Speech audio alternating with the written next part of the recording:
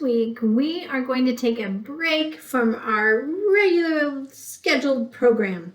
So instead of doing our regular art Monday through Thursday like normal with our different categories, we're going to just set that aside for this week, and we are going to do a special book study. Yes, you heard it right, book study. Now we're going to take a book that you've read in class, in your humanities class specifically, and we're going to use that to create a art project. And that art project is going to take up all 4 days this week. I've broken it down into sections so you can follow along and do one part each day. Most of the time, you're gonna need things to dry in between one day and the next. So even if you decide to crunch it together and do it in one sitting, you might have to wait a little bit in there to let things dry before going on to the next step. Just keep that in mind. So here we go. Today, part 1. You ready? Okay, you're gonna need your completed drawing from day 1. We're going to need a Sharpie and an eraser. That's it for today. So here is your whole job today. Your whole job today is just to trace all of your lines. So we want to go right on top of all of those beautiful lines you made. Trace your rabbit.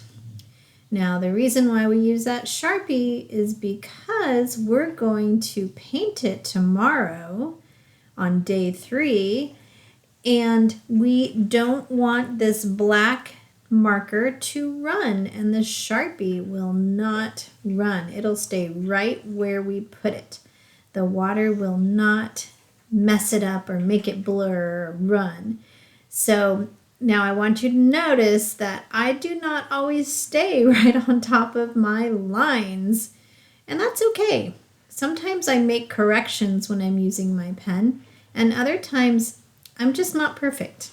I'm going to add a few vines in there that I didn't have there before, just because I think it'll look nice. Now down here in the bottom right-hand corner, you should sign your name because you are the artiste.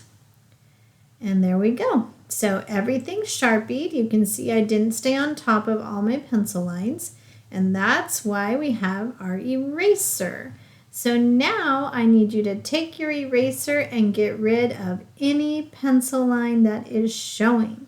If you paint on top of a pencil line, it will be there forever. You won't be able to get rid of it. So we have to erase our lines first before we do any painting. So I'm going through, I'm going to brush it off, and there we go. I will see you back here tomorrow for part 3.